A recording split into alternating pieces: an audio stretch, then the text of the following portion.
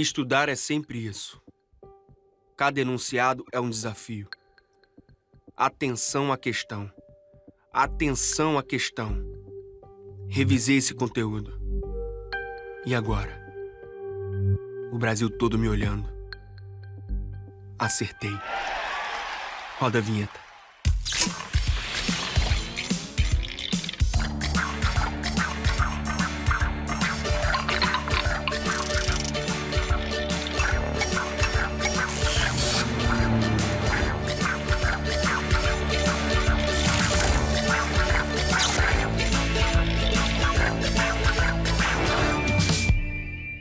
Hora do Enem no ar e o assunto de hoje é química. Muita gente acha complicado, mas se você sentar com calma, estudar e entender, pode ir longe.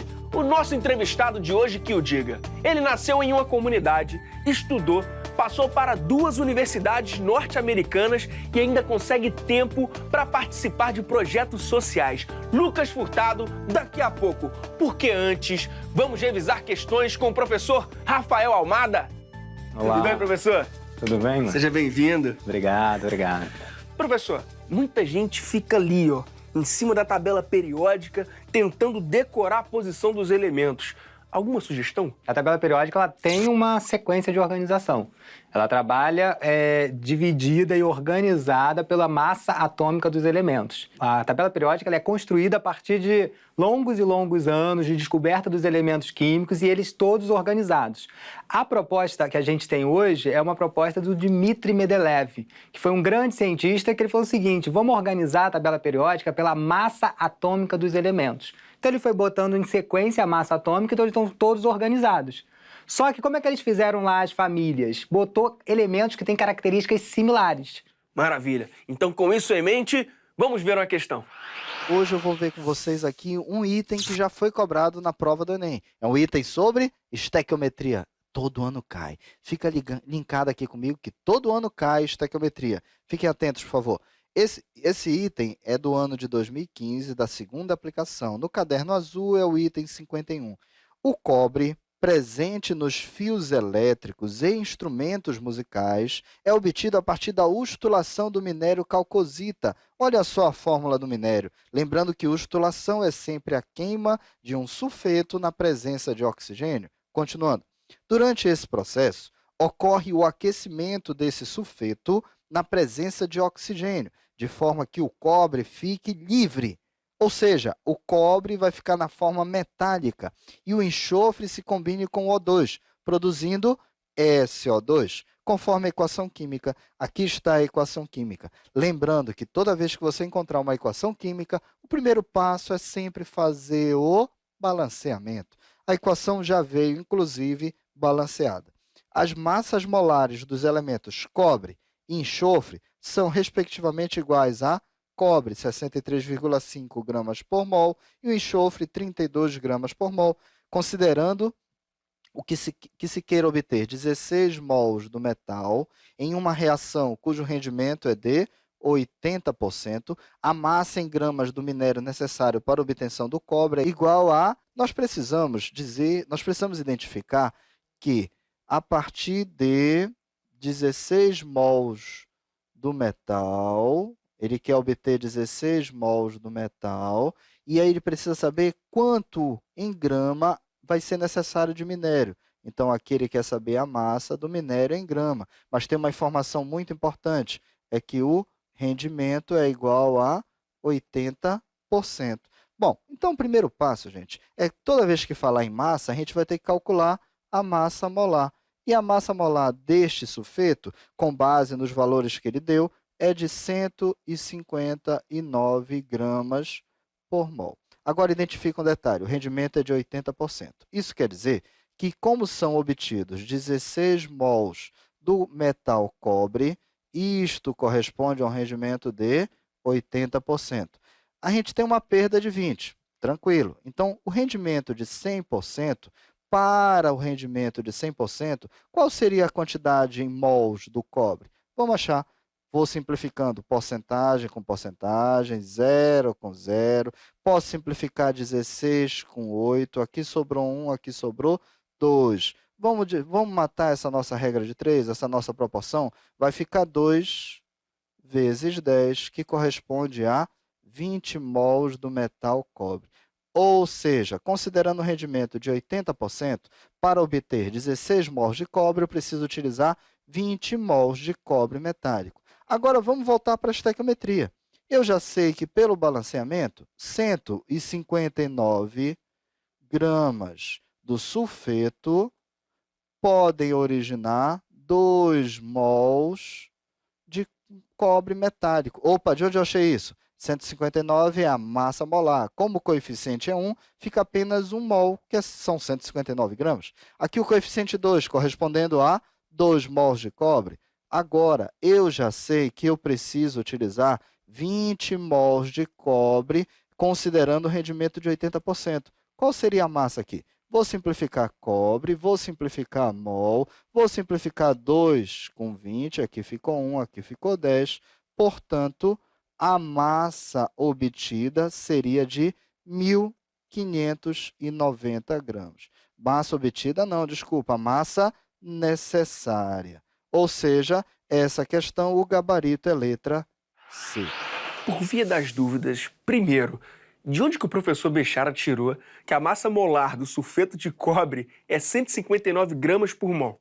A massa molar de compostos químicos, ela é a soma de cada massa atômica de cada elemento que forma esse composto químico. Então, por exemplo, esse desenho foi você que fez? Isso. Posso apagar? Não tem problema, não? Depois eu redesenho, não tem problema. Então, sem problemas. Então, vou fazer aqui para a gente conseguir visualizar melhor o cálculo da massa atômica. Então, olha só, o composto é o sulfeto de cobre, certo? Essa é a fórmula do composto. Então, a massa molar desse composto vai ser o quê? A massa atômica do cobre mais a massa atômica do enxofre.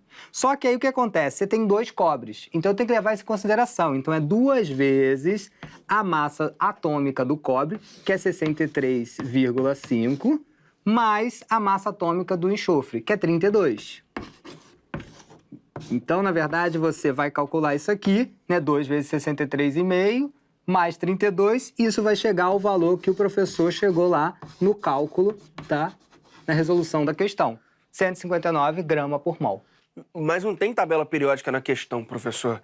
O aluno precisa ir para o Enem com a massa molar de cada elemento decorada? Na química, você acaba decorando, com a prática, usando elementos e massas atômicas que são muito usuais, que são muito utilizadas. Por exemplo, se eu te perguntar a sua identidade, você lembra o seu número de identidade de cor? Lembro. Então, na verdade, é a prática que faz você decorar esse número. E assim são com alguns elementos. Ele também disse que, pelo balanceamento, 159 gramas de sulfeto de cobre podem originar 2 mols de cobre metálico e relacionou isso ao coeficiente. Vamos ver. Eu já sei que, pelo balanceamento, 159 gramas do sulfeto podem originar 2 mols de cobre metálico. Opa, de onde eu achei isso? 159 é a massa molar. Como o coeficiente é 1, fica apenas 1 mol, que são 159 gramas. Aqui o coeficiente 2, correspondendo a 2 mols de cobre. Como ele chegou a essa conclusão? A natureza, ela usa uma lógica natural de reação de elemento com elemento. O elemento só reage com outro elemento dentro de uma lógica da natureza. E essa lógica, ela é exemplificada pelos químicos dentro do balanceamento de uma equação química. Então, a gente consegue perceber, pelo conhecimento da química, o quanto de um elemento reage com outro elemento para formar um terceiro elemento, para formar uma reação química. Na reação química, a gente sabe que o sulfeto de cobre vai reagir com o oxigênio, desenvolvendo o produto da reação, mas num certo balanceamento da reação. Ou seja, se eu tenho 2 cobres lá, eles têm que estar reproduzidos dentro também nos produtos em cobres. O tema da questão é estequiometria. Quando que a gente estuda esse assunto? A estequiometria, ela vem já no início da química, na química geral. Quando a gente começa a falar de reações químicas, quando a gente começa a conseguir exemplificar esses fenômenos da natureza através da reação química. Isso está no conteúdo do ensino médio, no primeiro ano, mas isso vai ser usado ao longo de todo o ensino médio, principalmente, porque a todo momento eu vou ter que perceber a lógica da reação. Química é a preocupação de muitos estudantes. alguma estratégia de estudo? Se você entende a lógica que está por trás daquela situação, né, da questão que está envolvida na prova do Enem, se você conhece a lei envolvida naquele fenômeno químico, você consegue chegar à solução das questões, porque aí você não passa a usar decoreba. Maravilha. Então, vamos ver mais uma questão? Sim, vamos embora. Olha aí. Vamos lá. Foi o item da prova de 2014, na prova azul, é a questão de número 70. Vamos para o item. Visando minimizar impactos ambientais, a legislação brasileira determina que resíduos químicos lançados diretamente no corpo receptor tenham pH entre, bora marcar isso aqui, entre 5 e 9. Um resíduo líquido aquoso gerado em um processo industrial tem concentração de íons hidroxila, também vou marcando aqui, olha, 10 elevado a menos 10. Para atender à legislação, um químico separou as seguintes substâncias disponibilizadas no almoxarifado da empresa. Para que o resíduo possa ser lançado diretamente no corpo receptor, qual substância poderia ser empregada para ajuste do pH? Espera lá, agora vamos lembrar, né? Nós estamos falando em pH, potencial de hidrogênio iônico. Ele deu o pH entre 5 e 9. E a gente está lançando um resíduo que tem concentração de OH- igual a 10 a menos 10. Vamos ver se o que eu lancei aqui já está com esse pH ou se eu vou ter que ajustar. Então, me acompanhe aí, por favor. Ele me deu concentração de OH- igual a 10 elevado a menos 10 mol por litro. Perfeito. Agora, nós vamos ter que calcular o pH. Mas nós vamos começar pelo pOH, já que aqui é a concentração de OH-. O pOH é o cologaritmo, ou o inverso do logaritmo, ou menos o logaritmo da concentração de OH-. Fechado até aqui? Então, vamos lá, galera, me acompanhe aqui. Menos o log de 10 elevado a menos 10. Bom, 10 elevado a menos 10. Vamos passar aqui, é o log do expoente. Vamos lembrar das propriedades? Esse expoentezinho vem para cá, para frente, multiplicando o log. Então, vai ficar menos 10 com menos ficou 10. Eu tenho log de 10 na base 10. Fala sério, log de 10 na base 10 é 1. Então, o pOH é igual a 10. Considerando a temperatura de 25 graus Celsius, que é a temperatura ambiente, a gente tem que a soma do caráter ácido, representado por pH, mais o caráter básico, representado por pOH, tem que ser igual a 14. Vamos continuar?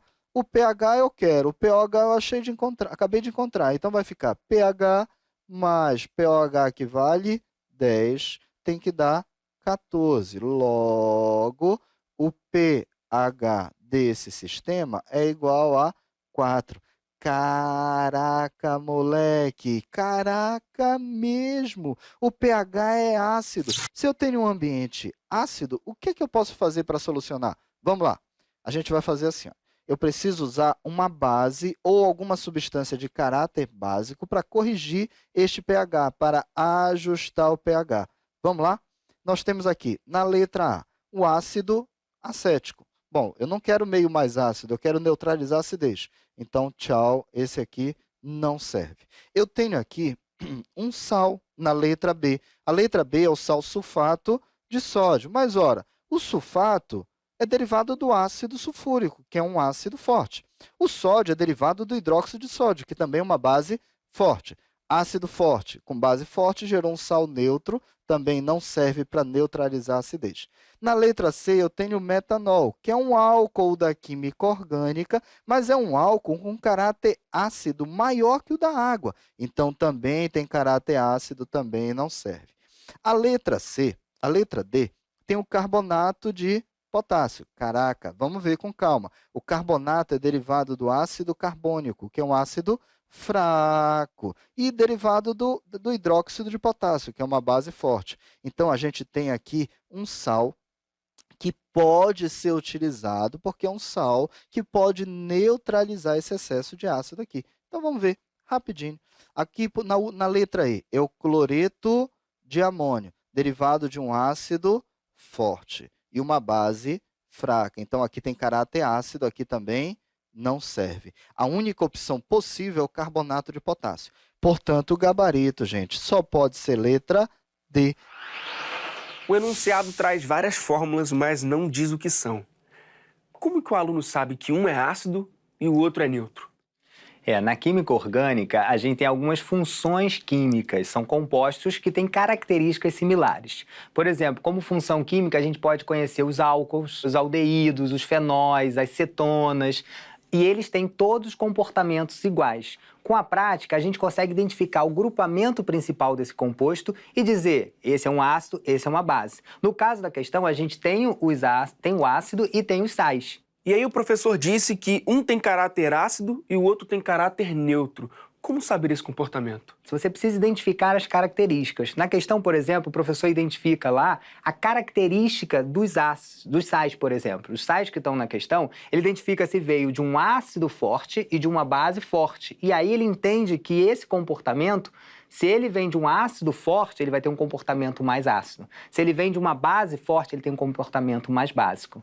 E aí, obviamente, as funções orgânicas, os álcools, as cetonas, eles também passam a ter comportamento dependendo da característica do composto. Então, álcools com menor cadeia carbônica, que tem menos carbono, ele passa a ser mais ácido que aqueles que têm uma cadeia carbônica maior. Agora, sobre a resolução da questão, você pode explicar melhor o raciocínio do logaritmo? O logaritmo é um instrumento matemático que a gente utiliza na química para calcular principalmente a acidez e a alcalinidade de algumas soluções. Então, você usa a concentração que você tem de hidrogênio para calcular o pH, usando o menos log da concentração de H+. Ou você pode, com a concentração da hidroxila, do OH-, você também consegue calcular, pelo menos o logaritmo, você calcula o POH. E aí o professor falou em 25 graus Celsius e chegou a um resultado 14. Explica melhor. Que a gente convenciona como uma condição ideal, uma condição normal de temperatura e pressão, no caso a pressão a gente considera 1 atm e a temperatura 25 graus Celsius. Então quando eu digo 25 graus Celsius, eu estou querendo dizer o seguinte, que é sem interferência da temperatura naquele processo químico. Por isso que ele explicita que é 25 graus Celsius, para eu dizer que não tem outras influências da temperatura naquela reação. E como é que ele chegou no 14? Aí eu queria te explicar um pouquinho mais aqui no quadro, para a gente visualizar melhor a escala de pH. O pH a gente sabe, vou até colocar aqui novamente, que era menos o log da concentração de H+, certo? E o pOH é igual o menos o log da concentração de OH-, que é a hidroxila. Então, a escala de pH, eu consigo calcular, usando a concentração de OH- e de H+, aqui dentro dessa fórmula do logaritmo neperiano, ele vai ficar sempre entre um valor de 0 e 14. Nunca vai variar pela condição matemática dessa fórmula. Então, eu considero que toda solução, todo composto, que ele fique entre o 0 e o 7, ele é considerado com caráter ácido. E toda solução, composto, que quando você calcula por essa fórmula e você acha o pH entre 7 e 14, ele tem o caráter básico. E quem bate no 7 o valor do pH? Significa que é uma solução que tem um caráter neutro. Então, entre 0 e 14, eu tenho variação do pH que dá o caráter daquele composto, daquela solução. Então, por isso que ele usa o 14 lá. Porque eu sei também que se eu coloco pH mais POH, isso aqui, o valor só pode ser qual? 14. 14, exatamente isso. Então é por isso que ele usa essa fórmula e calcula lá, usando o valor que ele calcula pela concentração do pOH, ele substitui aqui e chega ao valor de pH da solução.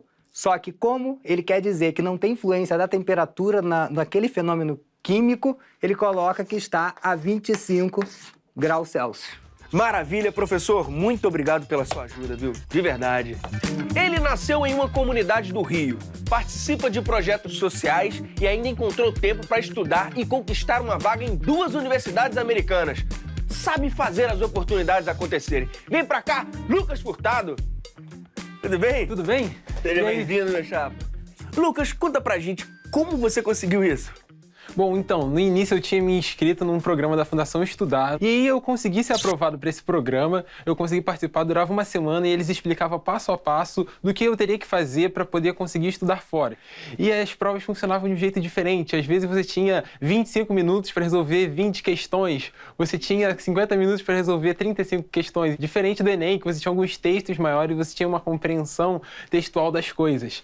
E depois que eu passei por isso, eu tive que fazer algumas redações que também eram diferentes de como o Enem falava, eram redações que perguntavam sobre, desde do melhor final de semana que você pode descrever, como você diria que o seu filme favorito te influencia na sua vida, então eram temas diferentes de redação, e também a própria entrevista, que era uma coisa super nova para mim. Eu simplesmente entendi tudo que eu tinha feito até agora, das provas de redações, e eu fui e busquei mais sobre isso, e fui fazer entrevista, e na hora foi uma melhor entrevista que eu fiz na minha vida, aconteceu de uma forma super natural, eu conversando com um senhor de quase 70 anos, já tinha passado pela universidade que eu queria, que era a Columbia, e nem foi uma das que eu fui aprovado, mas foi o que teve grande importância durante todo esse processo. Então, depois disso, eu fiquei muito mais interessado sobre o local, como ele influencia na universidade. Você tem que estar muito bem com o local, e como o Columbia era em Nova York, você tem que saber gostar de cidade grande, de muita gente, e de estar num meio relacionado a isso. E como que foi a sensação de receber essa notícia? É aquele momento de felicidade, quando você abre o seu e-mail e tem lá a mensagem dizendo que você foi aceito e você conseguiu. Então, é incrível. E você pretende estudar Química. Você sempre gostou dessa matéria? Eu via na Química uma forma de estar envolvido com muitas coisas do mundo, de como o mundo funciona, desde quando a gente fala sobre átomos que formam todas as coisas que existem no universo. Então, é uma coisa que tem uma abrangência muito grande, muito interessante. São várias categorias que ela se encontra, que você pode achar ali qual é o melhor que serve para você. E foi nesse mundo que eu realmente me descobri, eu vi que eu gostava das coisas, até mesmo depois que eu fui me envolvendo com pesquisa e alguns programas, até mesmo como o próprio cientista beta, que eu consegui participar dessa primeira turma de mentorados. Então eu tive aí algumas outras pessoas também que estavam nessa linha de iniciar a primeira pesquisa ainda no ensino médio. Então foi nesse início que eu estava me descobrindo ainda mais e botando isso em prática, e não só tendo a teoria da química, o que deixou tudo muito mais interessante. E de onde que surgiu esse interesse de estudar fora? Eu acho que o interesse de estudar fora começou muito desde da minha casa, quando meus pais ficavam falando que eu podia conseguir isso, mas eu ainda não sabia como.